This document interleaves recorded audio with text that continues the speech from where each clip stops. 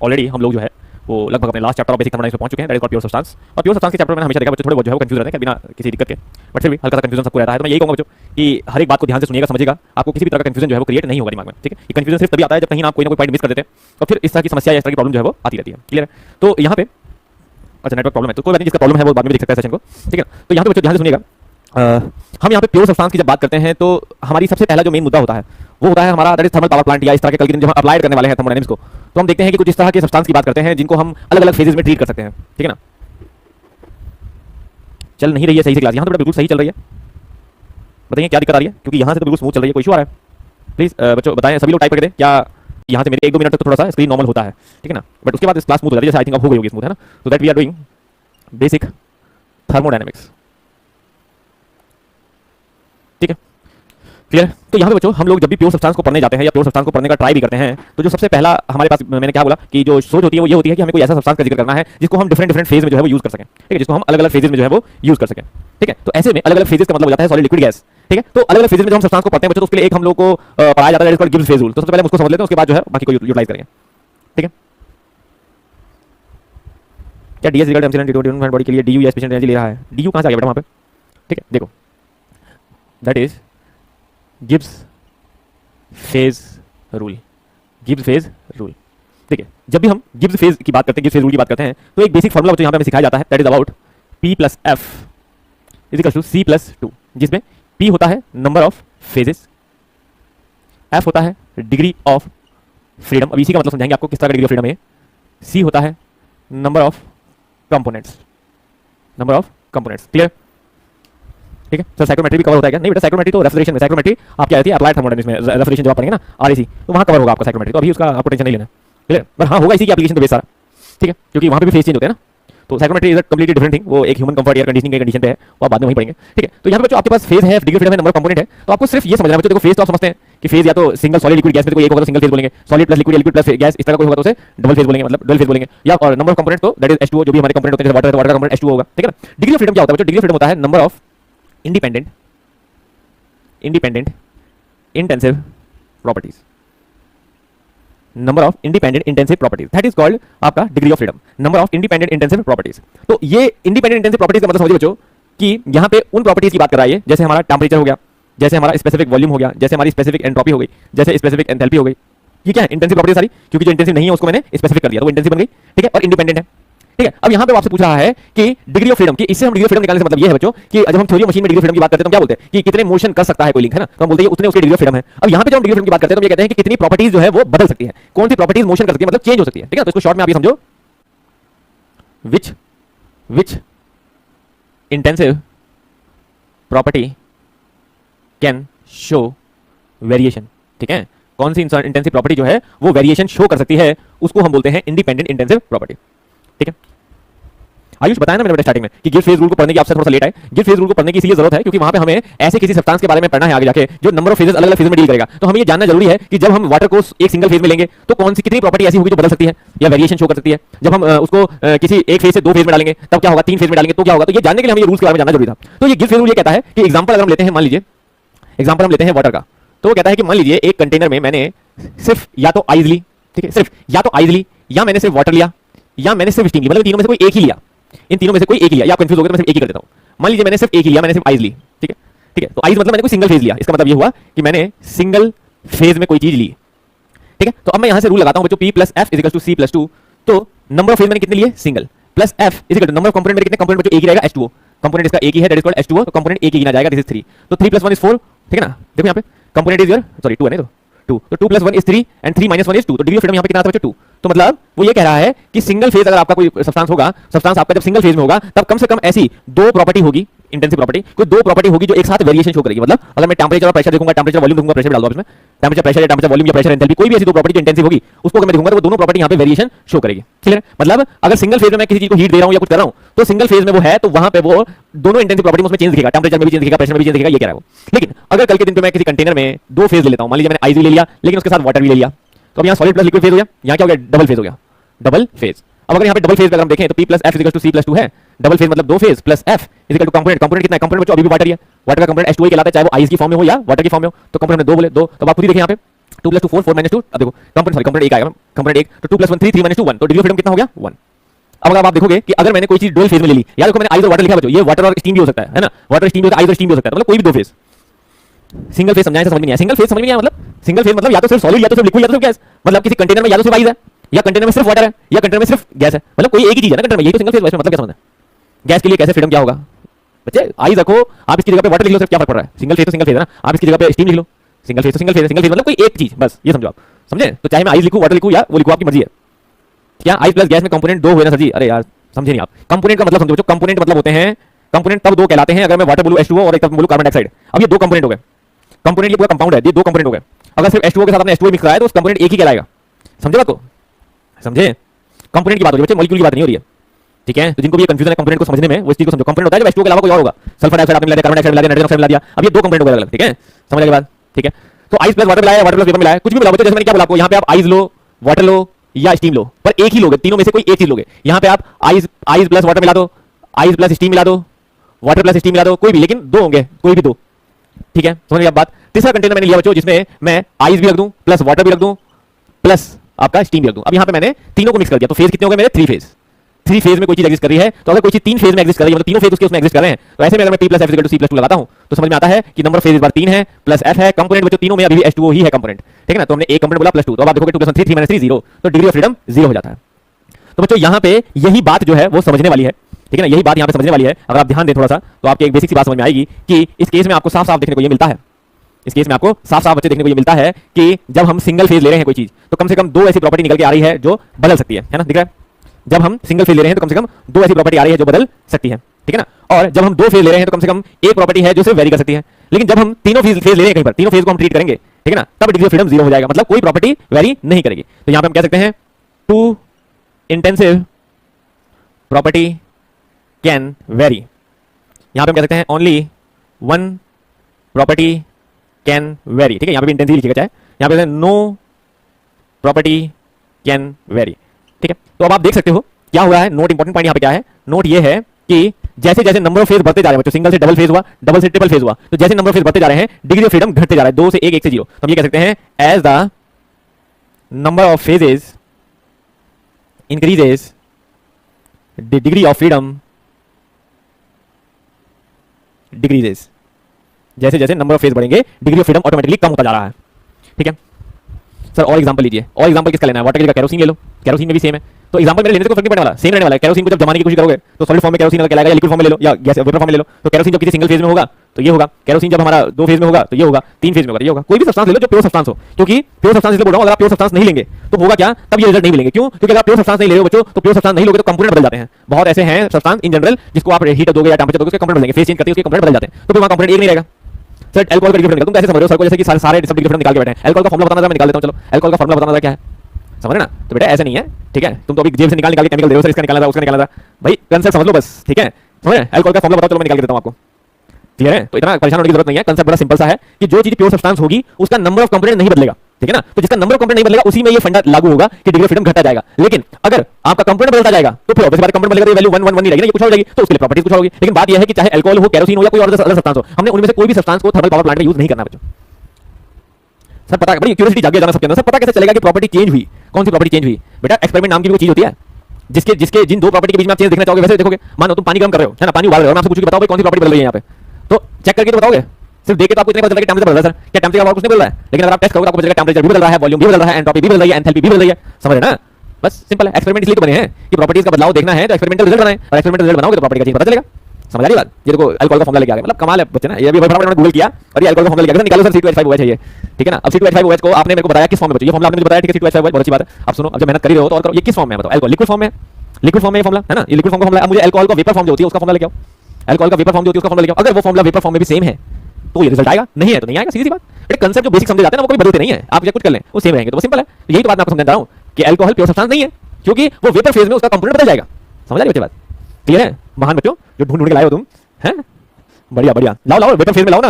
हाँ लिक्विड में है, लिक्विड में तो हो गई ना, तुम्हारे पास लिक्विड में अवेलेबल होगा, वेपर में लेके आओ और सॉलिड में भी लेके आओ कि सॉलिड में फॉर्मूला क्या होता है, वेपर में क्या होता है। लाओ लाओ लाओ और भैया सॉलिड में फॉर्मूला लेके आना, उसमें आइस डाल के मत ले आना, ठीक है ना, कहीं तुम पूरा मूडी बना लो, ठीक है। और ध्यान से कंसेप्ट को समझो, इधर उधर स्लिप मत करो अपने आप को, एकदम से मतलब जागे सारे के सारे बढ़िया, चलो ठीक है, अच्छी बात है। अब ध्यान से समझो, देखो ठीक है ना, इसलिए बच्चों हर सब्सटेंस को हम प्योर सब्सटेंस नहीं बोलते। तो जब आपको कोई पूछता है, हाँ ठीक है वर्षा जी, हमें पता है अल्कोहल के बारे में सब पता है आपको, अच्छी बात है, चलो कोई बात नहीं, फॉर्मूले सब पता है, बढ़िया बात है। ठीक है ना, ध्यान से समझो बच्चों, ठीक है ध्यान से समझो।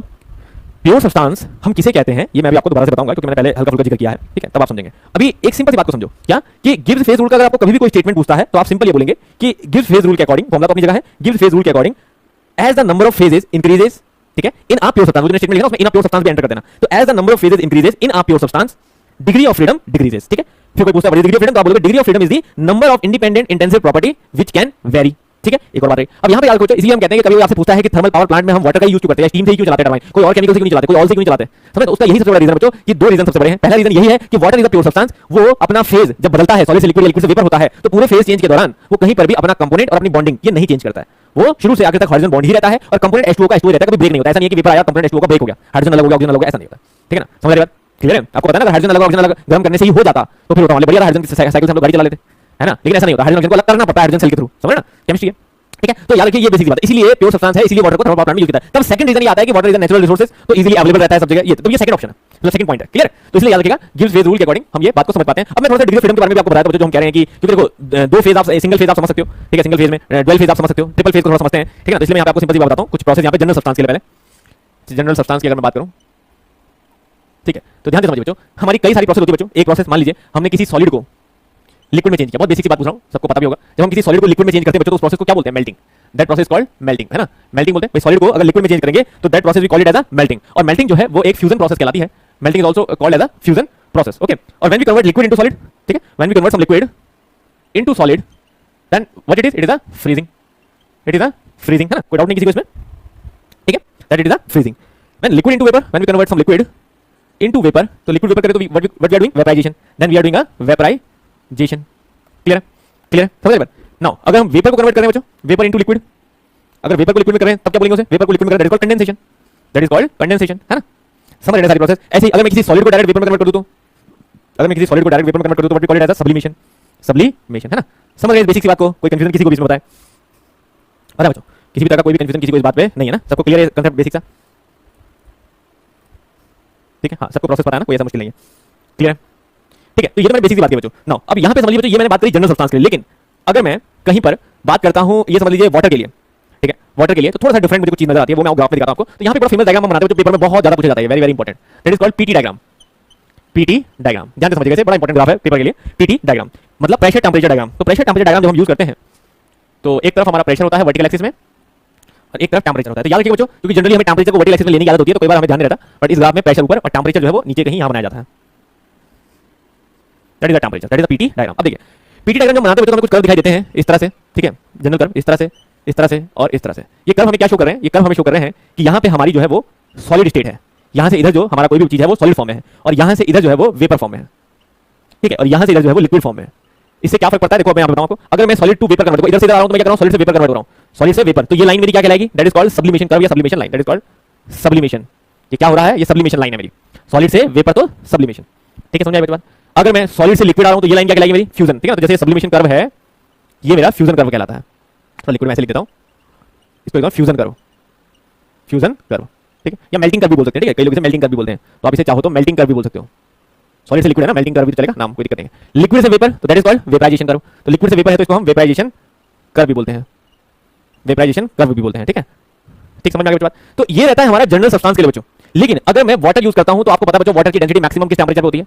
You all know that, that is 84 degree Celsius. 4 degree Celsius पे वाटर जो है वो मैक्सिमम डेंसिटी शो करता है due two is hydrogen bonding, ठीक है, क्योंकि हाइड्रोजन बॉन्डिंग क्या होती है वाटर की? पहले 4 डिग्री सेल्सियस से नीचे वो क्या होती है आपको पता है? हाइड्रोजन बॉन्डिंग किस तरह से क्रिएट होती है? इस तरह से ना, ऐसे H2O होता है ना हमारा, तो HHO, इस तरह की हाइड्रोजन बॉन्डिंग होती है। तो होता क्या है, ये जब इस तरह से बनाता है बच्चों, तो जनरली 4 डिग्री सेल्सियस से जब नीचे टेंपरेचर पे जाता है तो हाइड्रोजन बॉन्डिंग जो है वो खुल जाती है, जिसकी वजह से लो टेंपरेचर करने पे 4 डिग्री सेल्सियस नीचे वो आपका क्या होता है? आपका कांटेक्ट करने की जगह पे एक्सपेंड करने लग जाता है, और उससे ऊपर जब जाते हैं तो वो कांटेक्ट करने लग जाता है, तो जिसकी वजह से वाटर थोड़ा उल्टा बिहेवियर शो करता है, ठीक है ना, समझ रहे? तो हम जो 1000 केजी पर मीटर की डेंसिटी यूज करते हैं तो वो हम इसलिए यूज करते हैं क्योंकि वाटर की 4 डिग्री सेल्सियस पे मैक्सिमम होती है, तो वाटर की डेंसिटी बाकी टेंपरेचर उससे कम ही होती है, ठीक है, तो हम मैक्सिमम डेंसिटी हमेशा लेके चलते हैं, इसलिए हम हर जगह 1000 लेके चलते हैं, लेकिन याद रखिएगा 1000 हर जगह नहीं होती है, ठीक है। तो ऐसे में बच्चों फर्क सिर्फ पड़ता है वाटर के फ्यूजन कर्व में। तो हमेशा ध्यान रखिए, यहां पे जब हम जनरल सब्सटेंस के लिए बोलेगा तो एक इंपॉर्टेंट पॉइंट आपको ध्यान रखना है, for general substance, for general substance slope of fusion curve is positive, ठीक है, जनरल सब्सटेंस के लिए फ्यूजन कर्व का स्लोप जो होता है वो पॉजिटिव होता है, लेकिन for water slope of fusion curve is negative. Water के लिए फ्यूजन कर्व का स्लोप जो है बच्चों वो नेगेटिव होता है। तो वाटर की जब हम बात करते हैं तो वाटर के लिए यही स्लोप जो है वो इस साइड पॉजिटिव स्लोप ना जाके वो नेगेटिव स्लोप हो जाता है इस तरफ, ठीक है ना। इसलिए याद रखिएगा that is called fusion curve of water. इसको हम बोलते हैं फ्यूजन कर्व ऑफ वाटर। यह है वाटर का फ्यूजन कर्व बच्चों, फ्यूजन कर्व ऑफ वाटर। याद रखिएगा वाटर के लिए ये फ्यूजन कर्व नेगेटिव हो जाता है स्लोप का उल्टी साइड में, क्लियर है। तो ये बड़ा इंपॉर्टेंट है जो आपको ध्यान रखना है पॉइंट, ठीक है। लास्ट चीज ये है कि आप देख रहे हो कि इधर से फेज सॉलिड है, इधर से फेज लिक्विड है, इधर से वेपर है, बट एक पॉइंट है यहाँ पे जहां पे तीनों फेज आके मिल रहे हैं। एक पॉइंट है यहाँ पे जहां पे तीनों फेज आके मिल रहे हैं बच्चों। तो ऐसे ही फेज की हम बात कर रहे थे, ऐसे ही फेज की हम बात कर रहे थे जहां पे तीनों आके पॉइंट मिलते हो, सॉलिड लिक्विड गैस। तो बच्चों ऐसे ही पॉइंट को हम लोग बोलते हैं that is called triple point. ऐसे ही पॉइंट को बोला जाता है ट्रिपल पॉइंट, ठीक है। Triple point very very important, ठीक है। तो ट्रिपल पॉइंट क्या होता है? Where all three phase exist, जहां पे तीनों के तीनों फेज एग्जिस्ट करते हो, ऐसे पॉइंट को हम ट्रिपल पॉइंट बोलते हैं। तो बड़ा इंपॉर्टेंट होता है ट्रिपल पॉइंट के ऊपर क्वेश्चन, थोड़ा यहां एक्सप्लेन कर देते हैं ट्रिपल पॉइंट को, ठीक है ना। ठीक है, तो याद रखिए ट्रिपल पॉइंट अगर आपको जीवन में कभी देखना है तो उसके लिए कंडीशंस आपको मेंटेन करनी पड़ेगी। मतलब आपको इसी का सूटेबल प्रेशर, इसी का सूटेबल टेंपरेचर आपको मेंटेन करना पड़ेगा, तब जाके आपको ट्रिपल पॉइंट की कंडीशन मिलेगी। और रियली में आपने इंटरनेट में यूट्यूब में वीडियो देखोगे तो किसी ने लो प्रेशर क्रिएट करके, टेंपरेचर क्रिएट करके वहां पे ट्रिपल पॉइंट जो है वो अचीव किया है। तो वहां पे वीडियो में दिखाया जाता है, बड़ा अच्छा बाहर का वीडियो है, ठीक है ना। तो उस वीडियो में देखने को मिलता है कि सॉलिड लिक्विड गैस तीनों फेज कहीं ना कहीं आपस में नजर आते हैं, तो बड़ा मजेदार होगा। अगर रियल में देखने को मिलेगा बड़ा मजेदार होगा वो। तो ऐसे ड्रॉप टाइप का दिखता है जिसमें ड्रॉप करके वेपर भी दिखेगा जाते हुए, सॉलिड भी दिखेगा, लिक्विड भी दिखेगा, इस टाइप का। तो ऐसा ट्रिपल पॉइंट होता है। पंकज ने लिखा ट्रिपल पॉइंट और क्रिटिकल पॉइंट। क्रिटिकल पॉइंट बच्चे बिल्कुल अलग होता है ट्रिपल पॉइंट से। Pankaj ji triple point is completely different, not critical point, clear है। क्रिटिकल पॉइंट अलग चीज है, ठीक है। क्रिटिकल पॉइंट से यहां पे कंफ्यूज मत हो आप, क्लियर है, ठीक है। It is only a triple point. तो ट्रिपल से याद रखो तीन फेज मतलब ट्रिपल, बट इसकी कंडीशन याद रखिए बच्चों, कंडीशन याद रखिए। ट्रिपल पॉइंट का टेंपरेचर मैंने उस दिन बताया था आपको। तो ट्रिपल पॉइंट टेंपरेचर होता है 0.01 डिग्री सेल्सियस, जिसको केल्विन में हम लोग लिखते हैं 273 पॉइंट। केल्विन एक्चुअली में पूरी वैल्यू 0.15 होती है, तो जब ये ऐड होता है तो 0.16 हो जाती है, ठीक है ना। That is in kelvin 273.16। कभी-कभी प्रेशर भी पूछ सकता है आपको, तो याद रखिएगा 611 किलो पास्कल के आसपास प्रेशर होता है, ठीक है ना। तो इसको लिखिएगा 0.006। Pressure at triple point is 0.006113 बार, 0.006113 बार। तो अगर आप किलो पास्कल में कन्वर्ट करोगे तो फिर आपको जो है 10 की पावर 5 में पास्कल हो जाएगा, 10 की पावर 3 को अप्लाई करके किलो पास्कल हो जाएगा, ठीक है ना। तो 6.113 करके आ जाएगा, ठीक है। तो ये याद रखिएगा बच्चों, very very important these values are. और ट्रिपल पॉइंट आपको अक्सर पूछा जाता है। तो ट्रिपल पॉइंट किस ग्राफ में शो करते हैं ये भी पूछा जाता है। ये जो मैंने लिखा है जितना कंटेंट, इस पे एक क्वेश्चन इंपॉर्टेंट है। तो याद रखिएगा एक क्वेश्चन पूछा जाता है कि भाई किस ग्राफ में बनता है। तो पीटी डायग्राम बहुत बार पेपर में आया है कि किस ग्राफ में बनता है, तो that is the PT diagram. अब यहां पे बच्चों आपको बात समझ सकते हैं जो बात मैंने आपको बताई थी क्या, कि यहां पे अगर आप देखोगे तो हमने क्या बोला था थोड़ी पहले कि जहां पे तीनों फेज होंगे, तीनों फेज होंगे, डिग्री फ्रीडम कितना हो जाएगा 0। तो यहां पे आप देख सकते हो कि ट्रिपल पॉइंट में तीनों फेज हैं, जिसकी वजह से ट्रिपल पॉइंट में कोई प्रॉपर्टी नहीं बदल रही। ट्रिपल पॉइंट क्या बन गया? एक पॉइंट बन गया, degree of freedom 0। Triple point एक पॉइंट बन गया बच्चों, डिग्री ऑफ फ्रीडम 0। तो ये भी याद रखिएगा ट्रिपल पॉइंट में डिग्री ऑफ फ्रीडम 0 होते हैं, इसलिए क्योंकि हमने कहा था there is no property can change. तो वो एक पॉइंट बन गया, जो पॉइंट बन गया तो मतलब कोई प्रॉपर्टी नहीं बदल रही उसकी। तो याद रखिएगा it has 0 degree of freedom. That means, इसका मतलब क्या हुआ? That means at triple point no intensive property can vary. कोई भी इंटेंसिव प्रॉपर्टी जो है वो वेरी नहीं कर सकती है, ठीक है। कोई भी इंटेंसिव प्रॉपर्टी जो है वो वेरी नहीं कर सकती है। समझ आई बात, क्लियर है। तो दैट इज वेरी इंपॉर्टेंट, जो भी मैंने यहाँ पे आपके सामने डिस्कस किया। आगे सब क्वेश्चन बताइए, किसी को कोई कंफ्यूजन तो नहीं इसको लेके। लेकिन अब यहाँ पे एक क्वेश्चन आता है बच्चों थोड़ा सा डिफरेंट से, कि मींस हम कह रहे हैं कि ट्रिपल पॉइंट जो है वो उसमें डिग्री ऑफ फ्रीडम 0 है, तो वो एक पॉइंट दिखाई दिया। लेकिन अगर मैं इसके पैरामीटर बदल दूं बच्चों, प्रेशर की जगह पे मैं प्रेशर रहने दूं, लेकिन टेंपरेचर की जगह पे मैं वॉल्यूम ले लेता हूं। अगर मैं इस ग्राफ को बदल दूं, पीटी डायग्राम की जगह पे मैं पीवी डायग्राम बना दूं, इसका पीवी वॉल्यूम है, स्पेसिफिक वॉल्यूम नहीं, वॉल्यूम, समझ ना। मैं इसका पीवी डायग्राम अगर बना दूं बच्चों तो क्या होगा देखिए। अब यहाँ पे फिर समझने वाली बात है, ये भी बड़ा क्वेश्चन इंपॉर्टेंट है। यहाँ पे फिर से एक समझने वाली बात है, देखिएगा कि अगर मैं प्रेशर वॉल्यूम डायग्राम ले लूं और वॉल्यूम में मैं स्पेसिफिक वॉल्यूम नहीं ले रहा हूं बच्चों, मैं सिर्फ वॉल्यूम ले रहा हूं, ये याद रखिएगा, ठीक है। तो क्या होता है जब मैं ऐसा लेता हूं तो होता क्या है, तो ग्राफ कुछ अलग ही दिखाई देता है। ग्राफ कुछ ऐसा दिखाई देता है कि समझ लीजिए कोई लाइन है, इस लाइन के अलॉन्ग जो है ग्राफ ऐसा दिखाई देता है कि मान लीजिए यहाँ पे कहीं, इस ग्राफ में यहाँ कहीं सॉलिड है, ठीक है, मान लेते हैं। इस ग्राफ में यहाँ कहीं लिक्विड है, सॉलिड से इधर कहीं लिक्विड है, और इस ग्राफ में यहाँ कहीं वेपर है, कुछ ऐसे। तो इनके बीच में क्या होगा? लिक्विड और वेपर के बीच में लिक्विड प्लस वेपर, सॉलिड और लिक्विड के बीच में सॉलिड प्लस लिक्विड, ठीक है ना, समझ लीजिए। तो कुछ ऐसा ग्राफ मान लीजिए आपको दिखाई देता है। अब इसमें अगर आप बोलोगे कि ट्रिपल पॉइंट कहाँ है, कौन सी ऐसी लाइन है जहाँ पे तीनों पॉइंट मिल रहे हैं, ठीक है ना। तो यहाँ पे बच्चों ये लाइन है जहाँ पे तीनों पॉइंट मिल रहे हैं, सॉलिड लिक्विड वेपर। तो यहाँ पे बच्चों इस लाइन को हम बोलते हैं ट्रिपल लाइन, ठीक है ना। यहाँ पे इस लाइन को हम बोलते हैं ट्रिपल लाइन। तो अब आप कहोगे सर ट्रिपल पॉइंट तो वो था जहाँ पे तीनों फेज मिल रहे थे, ठीक है ना। तो हमें समझ में आ रहा था कि डिग्री ऑफ फ्रीडम 0 है, इसलिए वो पॉइंट है, क्योंकि कोई वेरिएशन नहीं हो सकता वहाँ पे। लेकिन यहाँ पे तो आप देख रहे हो कि अगर मैं इसको ट्रिपल लाइन या ट्रिपल पॉइंट बोल रहा हूँ तो ये तो वेरी कर रहा है। इसमें देख रहे हो आप, प्रेशर कांस्टेंट है, कांस्टेंट प्रेशर पे है ना, ये ट्रिपल लाइन वाला प्रेशर है, कांस्टेंट प्रेशर पे वॉल्यूम वेरी करता जा रहा है, वॉल्यूम बढ़ता जा रहा है। तो यहाँ पे रीजन आता है बच्चों, क्वेश्चन पूछा जाता है कि why triple point is triple line. यहाँ पे ट्रिपल लाइन क्यों आया? तो बच्चों रीजन साफ है कि ट्रिपल लाइन आया इस वॉल्यूम की वजह से।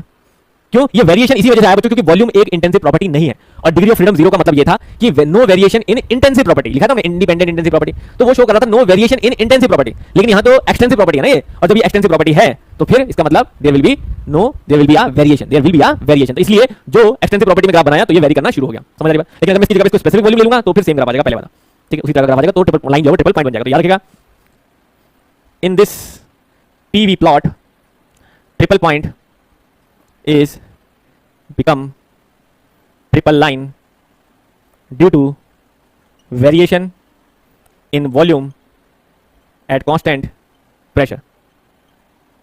ठीक है, ठीक है। As volume is an extensive property, so it can vary in 3 phase condition. ठीक है ना, 3 फेज की कंडीशन में वॉल्यूम जो है वो वेरी कर सकता है। ठीक है, वॉल्यूम जो है वो वेरी कर सकता है बिकॉज वो एक एक्सटेंसिव प्रॉपर्टी है। समझ आ गया बात? तो यहाँ पे जो बच्चे कंफ्यूज आते हैं कि सर फेज रूल में कुछ और पढ़ाता है, यहाँ कुछ और है, तो उसका सबसे बड़ा रीजन ये है। तो इसलिए क्वेश्चन आपसे पूछा जाता है कि ट्रिपल पॉइंट जो है वो क्या बन जाता है, ट्रिपल लाइन। ठीक है ना, यहाँ पे याद रखिए, इसको पूरा लिखिएगा, triple point is a triple line, triple point become triple line, ऐसे कह सकते हैं। तो ये ट्रिपल लाइन वाली पॉइंट जो है वो याद रखना है आपको, बस और कुछ नहीं। क्लियर बच्चों? ये 2 ग्राफ समझ आ गए आपको? ठीक है ना, अच्छे समझ आ गए सबको? Very good. अगर आप ये अच्छे से समझ गए हैं तो फिर हम आगे चल सकते हैं। ठीक है, क्लियर है सबको? Very good. नाउ पानी पी लें थोड़ा।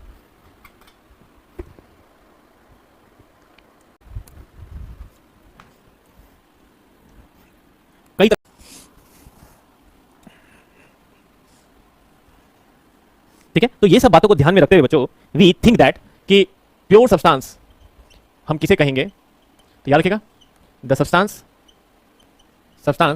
Whose chemical composition and chemical aggregation can या aggregation remain same in all the 3 phases, in all the 3 phases, तो उसको हम कहेंगे बच्चों प्योर सब्सटेंस। क्या बोला मैंने कि प्योर सब्सटेंस वो सब्सटेंस है जिसमें केमिकल कंपोजिशन और केमिकल एग्रीगेशन तीनों ही फेज में सेम रहती है। ठीक है, ठीक है, तो मैं क्या बोल रहा हूं, मींस केमिकल कंपोजिशन। कंपोजिशन किसे बोलते हैं? जहां मॉलिक्यूल मिलकर आपस में कुछ बनाते हैं ना, अलग अलग कंपोनेंट मिलकर जो बनाते हैं उसे कंपोजिशन बोलते हैं। कंपोजिशन का मतलब अगर आप सही समझोगे तो फिर वो कंफ्यूजन नहीं होगा। थोड़े पहले बच्चे बोलते हैं कि सर 2H2 मतलब 2 कंपोनेंट है ना।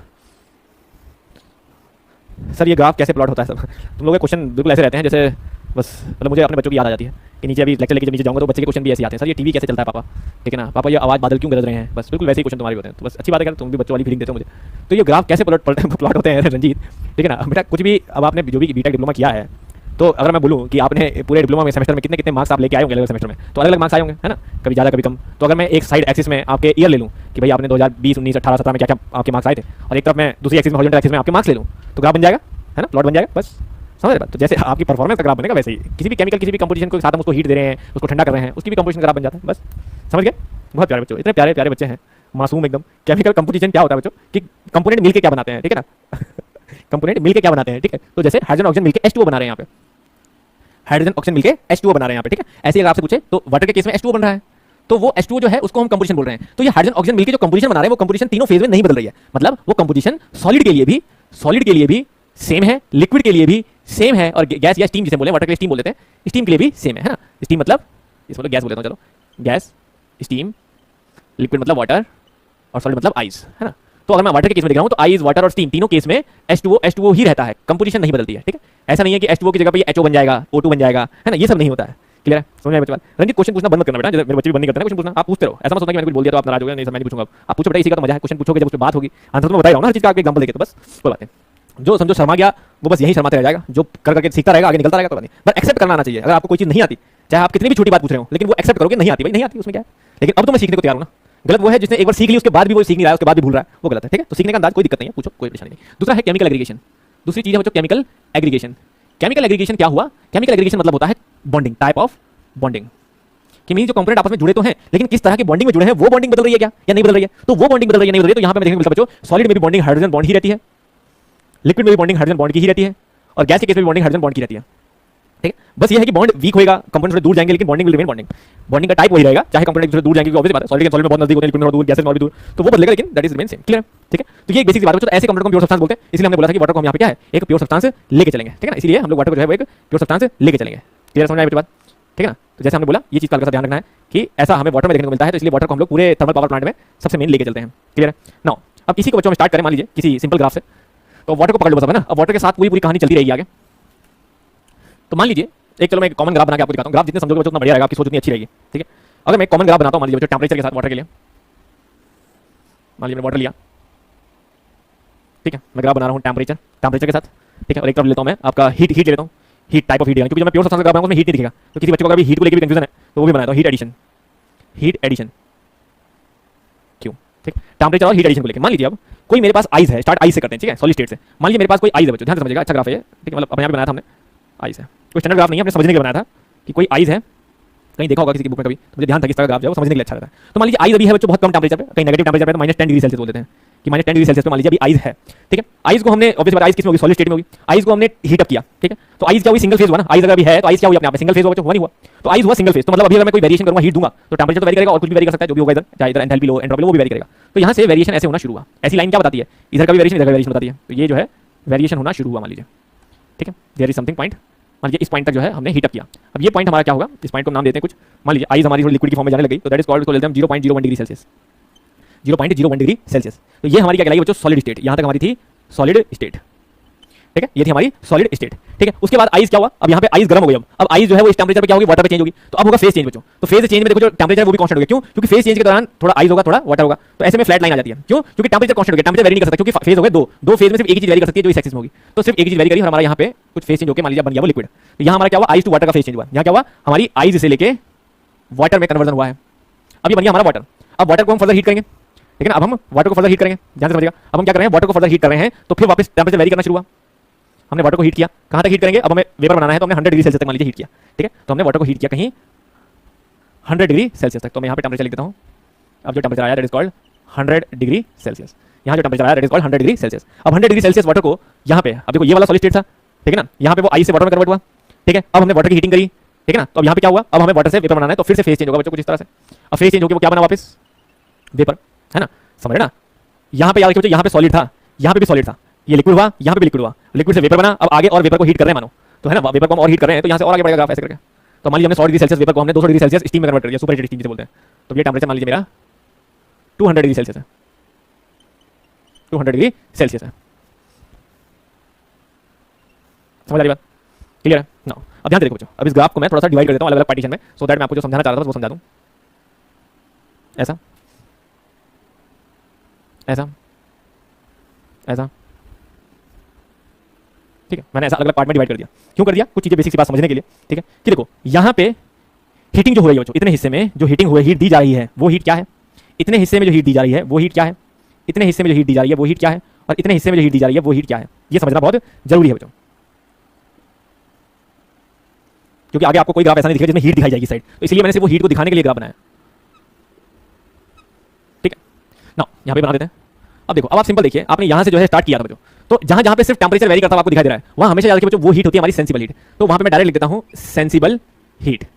जहां जहां पे हमने, इसको मैं एस एच करके लिख दूंगा, जहां जहां पे हम टेंपरेचर वेरी कर रहे हैं बस। तो यहाँ टेंपरेचर वेरी हो रहा है, अब देखो उसके बाद यहाँ टेंपरेचर वेरी हो रहा है तो मैं लिख दिया सेंसिबल हीट, यहाँ टेंपरेचर वेरी हो रहा है तो मैं लिख दिया सेंसिबल हीट, ठीक है, कोई कंफ्यूजन नहीं। अब देखो यहाँ पे बच्चों आइस से वाटर में कन्वर्ट करना, क्या बोलते हैं, सॉलिड से जब लिक्विड में कन्वर्ट होगा तो वो हीट कौन सी कहलाएगी, दैट इज कॉल्ड बच्चों हीट ऑफ फ्यूजन।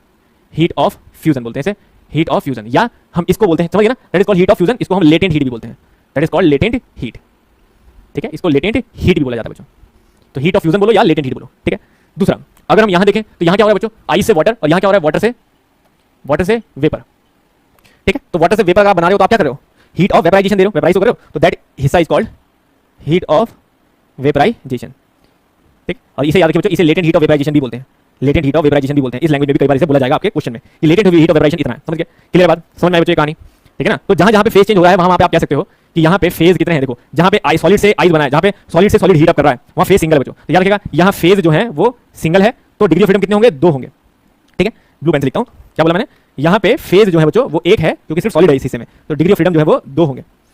यहाँ पे आप देखोगे तो सॉलिड है और सॉलिड किसमें कन्वर्ट होगा, वाटर में, तो सॉलिड प्लस लिक्विड है बच्चों यहाँ पे। तो हमारे फेज कितने हो गए, फेज हो गए 2, और फेज जब 2 होते हैं तो डिग्री ऑफ फ्रीडम 1 हो जाता है, ठीक है। वापस यहाँ क्या हो रहा है, यहाँ पे वाटर को हीट किया जा रहा है, तो यहाँ पे भी आप देखोगे तो वापस क्या हो गया, सिंगल फेज हो गया, है ना। यहाँ पे सिर्फ लिक्विड और लिक्विड है तो यहाँ पे सिंगल फेज हो गया, सिंगल फेज होने पे वापस सिंगल फेज होता है तो डिग्री ऑफ फ्रीडम वापस 2 हो जाते हैं, ठीक है। Again liquid plus vapour 2 phase आ गए, तो फेज अगर 2 हो जाते हैं तो डिग्री ऑफ फ्रीडम वापस 1 हो जाता है, क्लियर। वापस यहाँ पे वेपर है, सिर्फ वेपर हीट अप हुआ है ना, वेपर हीट अप होकर क्या बना रहा है, सुपर हीटेड वेपर बना रहा है, सुपर हीटेड वेपर बना रहा है, ठीक है। तो वेपर जब हीट हो रहा है तो ऑब्वियसली फेज कितना हो गया, सिंगल फेज आ गया वापस, तो डिग्री ऑफ फ्रीडम वापस 2 हो जाते हैं, क्लियर बच्चों। बहुत आसानी से ये सारी कहानी जो है वो समझ में आ जाती है बच्चों, ठीक है। इसलिए मैंने पूरा बना दिया, समझो, ठीक है ना, पूरा बना दिया आराम से, जहां आप हीट देख सकते हो, डिग्री फ्रीडम सब एक ही ग्राफ बना दिया, इसलिए बना दिया क्योंकि जब आप प्योर सब्सटेंस पढ़ोगे ना तो प्योर सब्सटेंस आपको उस तरह पढ़ाया गया है आगे जैसा हमें जरूरत है, मतलब सिर्फ लिक्विड से स्टार्ट करेंगे, लेकिन बच्चों को कहीं ना कहीं कंफ्यूजन रह जाता है, तो इसलिए हमने एक ग्राफ बनाया, ये ग्राफ मुझे काफी पसंद था। इस पूरे ग्राफ में आप देखोगे तो शुरुआत से जो है वो उस तरह ही चलता है, ठीक। आप लिख सकते हैं ये सॉलिड स्टेट है तो ये लिक्विड स्टेट है, लिक्विड स्टेट है, और ये वेपर स्टेट है, ठीक है। बाकी इसमें भी मिक्सचर है, इसमें भी मिक्सचर है, ठीक है। बाकी जहां मैंने नहीं लिखा वहां मिक्सचर है, ठीक है, क्लियर है। तो सिंगल ग्राफ समझ आगे बच्चों, अब हम आगे बढ़ सकते हैं हमारे प्योर सब्सटेंस के मेन ग्राफ की तरफ, ठीक है। चलिए, ये ग्राफ आपको बुक्स में नहीं दिखाई देगा, शायद किसी एक बुक में तो होगा क्योंकि मेरे को भी ध्यान ऐसे ही नहीं है, इससे मिलता जुलता ग्राफ मैंने कहीं तो देखा था, पता नहीं, कभी बहुत पुरानी बात है, बट मुझे पसंद है इस तरह का ग्राफ में जहाँ पे मैक्सिमम चीजें आप ग्राफ में दिखा सको। और याद रखिए इन फ्यूचर भी आप सब्जेक्टिव पेपर कभी अटेम्प्ट करेंगे ना तो कोशिश करिएगा ग्राफ बनाने की। Graph is very very important. Subjective paper में बहुत अच्छा इंपैक्ट डालते हैं चेक करने वाले पे कि ग्राफ से अगर आपने कोई चीज शो करी है, आप थोड़ी चाहे एक पेज लिख लें लेकिन ग्राफ का इंपैक्ट पड़ता है। चलिए नाउ अब उसी हिस्से में से मैंने कुछ कहानी यहाँ पे पकड़ ली बच्चों कि वाटर को मैं जो है, वाटर मान लीजिए मेरे पास 20 डिग्री सेल्सियस पे अवेलेबल है और उस वाटर को मुझे हीट अप करके मुझे स्टीम में कन्वर्ट करना है, वो भी 200 डिग्री सेल्सियस की super heated steam. Super heated steam ये मेरा टारगेट रहता है जनरली पावर प्लांट में, तो मैं इसी टारगेट को लेके अपना ग्राफ बनाने की कोशिश करूंगा, ठीक है, इसी टारगेट को लेके। तो इसलिए हमने क्या बताया कि ऐसा नहीं कि डायरेक्ट इससे इसमें कन्वर्ट हो जाता है। कन्वर्ट कैसे होता है कि पहले सबसे पहले वाटर जो कि एक लिक्विड फॉर्म है वो 20 डिग्री सेल्सियस से पहले टेंपरेचर राइज करके 100 डिग्री सेल्सियस ऑफ वाटर पे ही पहुंचेगी, लिक्विड में वाटर में ही पहुंचेगी। देन वो वाटर जो लिक्विड है 100 डिग्री सेल्सियस पे वो कन्वर्ट होकर 200 डिग्री सेल्सियस ऑफ वेपर पे, sorry 100 degree Celsius of liquid जो है वो सबसे पहले 100 डिग्री सेल्सियस ऑफ वेपर पे कन्वर्ट होगा, ठीक, 100 डिग्री सेल्सियस ऑफ वेपर पे कन्वर्ट होगा। देन मुझे फर्दर हीट करना है तो वो जो स्टीम है वेपर 100 डिग्री सेल्सियस पे फर्दर उसका टेंपरेचर राइज करके मैं 200 degree Celsius super heated vapour जो है बनाऊंगा, सुपर हीटेड स्टीम जो है मैं बना दूंगा। तो इस 3 तरह से ये काम पूरा होता है। अब सेम वही ग्राफ की बात है, देखो क्यों, क्योंकि आपको साफ दिख रहा है कि यहाँ सिर्फ टेंपरेचर राइज हो रहा है और जहाँ सिर्फ टेंपरेचर राइज होता है वहाँ पे जो हीट दी जाती है वो सेंसिबल हीट होती है, ठीक है। यहाँ पे फेज चेंज हो रहा है, यहाँ पे फेज चेंज हो रहा है, जहाँ फेज चेंज होता है वहाँ जो हीट दी जाती है वो लेटेंट हीट कहलाती है। यहाँ अगर आप देखोगे फिर से टेंपरेचर राइज हो रहा है, बस 100 वेपर है। फेज चेंज होता है जब ये लिक्विड से वेपर बनता है, फेज चेंज करना कहते हैं, लेकिन टेंपरेचर सेम है ना। लेकिन यहाँ क्या हो रहा है, यहाँ पे वेपर तो वेपर है तो फेज में कोई बदलाव नहीं है, लेकिन टेंपरेचर बढ़ रहा है, टेंपरेचर बढ़ रहा है तो ये भी अगेन सेंसिबल हीट कहलाएगी। तो जब इसी चीज को हम लोग ग्राफ में ड्रॉ करने में आ जाते हैं बच्चों तो हमें साफ दिखाई देता है। अब यहाँ पे बच्चों बहुत अलग तरह के ग्राफ बनते हैं और मकसद सबका एक ही रहता है, इसलिए मैं यहाँ पे भी कुछ भी लेता हूँ, टेंपरेचर लेता हूँ, यहाँ तो टेंपरेचर रहेगा, लेकिन यहाँ आप एंथैल्पी ले सकते हो, एंट्रोपी ले सकते हो, बहुत चीजें हैं वो सब ग्राफ में आपको बना के दिखाऊंगा, ठीक है। सब समझेंगे सारे ग्राफ हैं, क्योंकि ग्राफ भी कई बार पेपर में कुछ आती है, मुझे बताइए आपको ग्राफ बना देगा, बताएगा कहेगा कि बताइए ये टेंपरेचर प्रेशर ग्राफ है, टेंपरेचर एंथैल्पी ग्राफ है, तो कैसे पहचानेंगे, ये सब मैं आपको सिखाऊंगा, इसलिए तो टाइम ले रहे हैं ना, तो आराम से समझते रहिए बस। तो मान लीजिए मैंने टेंपरेचर एंट्रोपी लिया बच्चों, ठीक है, ठीक है, अभी एंट्रोपी लिया मैंने, दैट इज स्पेसिफिक एंट्रोपी मैंने लिया यहाँ पे, ठीक। तो हम क्या कर रहे हैं, सबसे पहले मैंने यहाँ पे वही लिया बच्चों 20 डिग्री सेल्सियस मान लीजिए मेरा वाटर है, 20 डिग्री सेल्सियस में मेरा वाटर है, उसको मैंने हीटअप किया, पहले हीटअप किया तो क्या होगा, हीटअप किया तो क्या होगा बच्चों, देखो ये लिक्विड है, ये भी लिक्विड है, मतलब फेज कितना हुआ, एक फेज हुआ एक, तो डिग्री ऑफ फ्रीडम कितने होंगे, 2 है ना, तो 2 डिग्री ऑफ फ्रीडम है, ठीक है, फेज एक मान लेता हूं, ठीक है, सामने कि फेज एक है तो डिग्री ऑफ फ्रीडम 2 होंगे, तो इसका मतलब 2 प्रॉपर्टी वेरी करेगी, टेंपरेचर भी और एंट्रोपी भी, स्पेसिफिक एंट्रोपी भी, है ना। तो टेंपरेचर भी एंट्रोपी दोनों वेरी करेगी तो ग्राफ ऐसे जाएगा। भाई ग्राफ में क्या हो रहा है, टेंपरेचर है एंट्रोपी है, फिर दूसरा टेंपरेचर एंट्रोपी वेरी करेंगे दोनों, तो ग्राफ ऐसा गया, मान लीजिए यहां तक गया कहीं 100 डिग्री सेल्सियस पे। अब 100 डिग्री सेल्सियस का क्या है, ये लिक्विड है ना। अब 100 डिग्री सेल्सियस का लिक्विड किसमें कन्वर्ट हो रहा है, 100 डिग्री सेल्सियस के वेपर में, तो मतलब टेंपरेचर सेम रहेगा। तो यहां पे क्या हो रहा है बच्चों, सिर्फ एंट्रोपी बढ़ रही है, सिर्फ एंट्रोपी बढ़ रही है, टेंपरेचर कांस्टेंट है, क्यों, क्योंकि फेज हो गए 2, अब लिक्विड से वेपर हो रहा है, मतलब 2 फेज है कर रहे हैं यहाँ पे, तो डिग्री ऑफ फ्रीडम कितना जाएगा, एक, तो मतलब कोई एक ही प्रॉपर्टी बदलेगी, देख रहे ना जो हमने अभी समझाया कि फेज रूल समझ में आ रहा है, सिर्फ एक ही प्रॉपर्टी बदल गई, देखो टेंपरेचर सेम हो गया, सिर्फ और सिर्फ क्या बदल रहा है, फेज बदल रहा है ना। तो टेंपरेचर सेम हो गया और सिर्फ फेज बदल रहा है, ठीक है, सिर्फ फेज बदल रहा है, वॉल्यूम मतलब एंट्रोपी बदल रही है बस, ठीक है। और ये भी क्यों बदल रही है, क्योंकि एक प्रॉपर्टी बदल सकती है, ठीक है ना, सिंगल डिग्री ऑफ फ्रीडम, ठीक ना। अब मान लीजिए मैंने वेपर बना दिया, ऐसे लिक्विड का वेपर बन गया, अब वेपर को मैं फर्दर हीट कर रहा हूं, अब मतलब वापस हीट कर रहा हूं, मतलब सिर्फ वेपर है, इधर भी वेपर है, तो मतलब फेज नहीं चेंज हो रहा है, मतलब फेज कितना है, सिंगल है, और सिंगल फेज लिया मतलब डिग्री ऑफ फ्रीडम वापस 2 हो जाते हैं बच्चों, और डिग्री ऑफ फ्रीडम 2 मतलब वापस दोनों प्रॉपर्टी बदल सकती है, टेंपरेचर भी और एंट्रोपी भी, तो फिर से यहाँ पे दोनों प्रॉपर्टियां बदल जाती हैं और ये हमारा वापस कोई सुपर हीटेड स्टीम बन जाता है 200 डिग्री सेल्सियस पे, इस तरह से, ठीक है बच्चों, क्लियर है, ठीक है। दूसरी बात, जिस टेंपरेचर पे बच्चों फेज चेंज होता है, जिस टेंपरेचर पे फेज चेंज होता है ना, 100 डिग्री सेल्सियस है, तो याद रखिएगा ये एक लिमिट है ना कि 100 डिग्री सेल्सियस पे पहुंचा, अब फेज बदल रहा है, तो मतलब अब इसके बाद जो है वो फेज ही चेंज होगा, इससे पहले वो लिक्विड था, इसके बाद वो वेपर में ही बदलेगा, तो ये लिक्विड था वेपर में, तो ये चीज ऐसे कोई भी एंड पॉइंट होता है उसे बोलते हैं सैचुरेशन पॉइंट, ठीक है ना। तो दैट्स व्हाई इस टेंपरेचर को बच्चों सैचुरेशन टेंपरेचर बोला जाता है, याद रखिएगा, सैचुरेशन टेंपरेचर, ठीक है। सैचुरेशन टेंपरेचर मतलब temperature eight which substance change it's phase, change it's phase,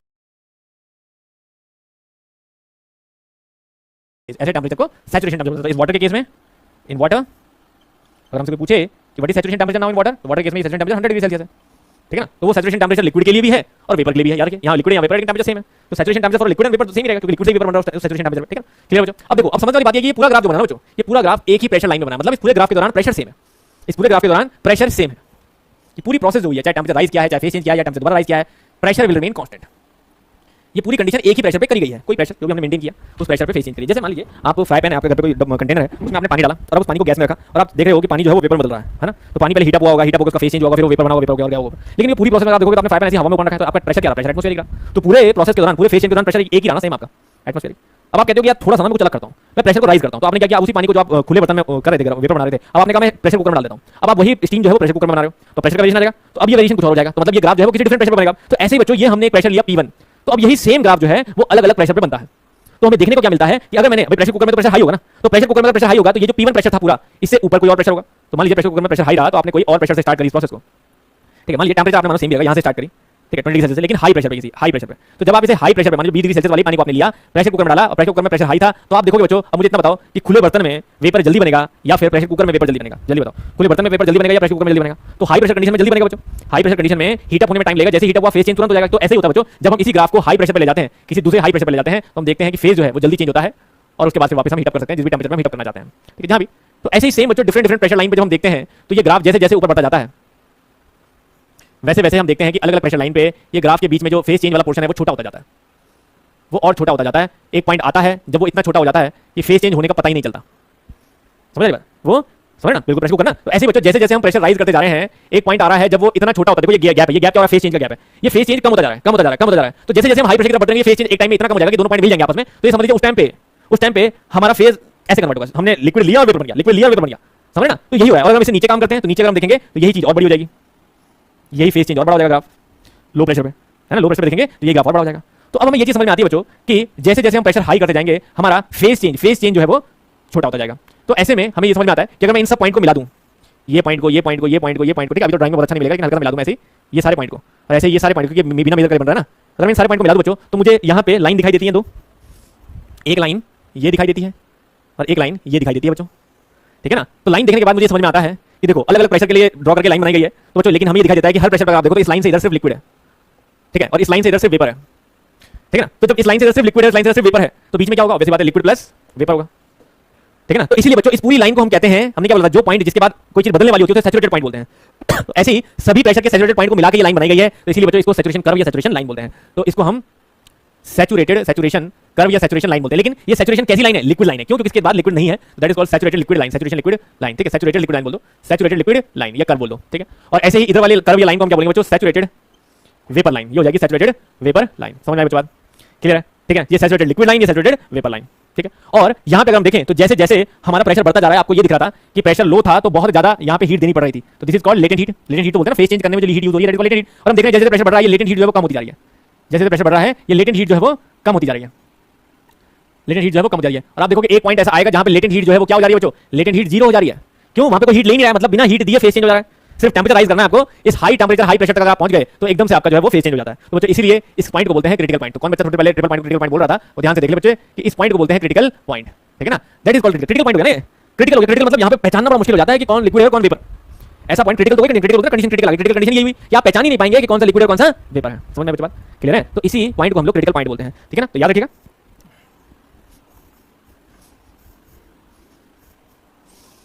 यहां पे that is the critical point, the point at which liquid turns into vapor without any latent heat। ठीक है, वो point जहां पे लिक्विड वेपर में convert होता है बिना हीट को लिए। तो means at this point both liquid and vapour exist. इस पॉइंट पे दोनों लिक्विड और वेपर एग्जिस्ट करते हैं। और क्या बोल सकते हैं हम? ठीक है ना? ठीक है, समझ आ रही बात?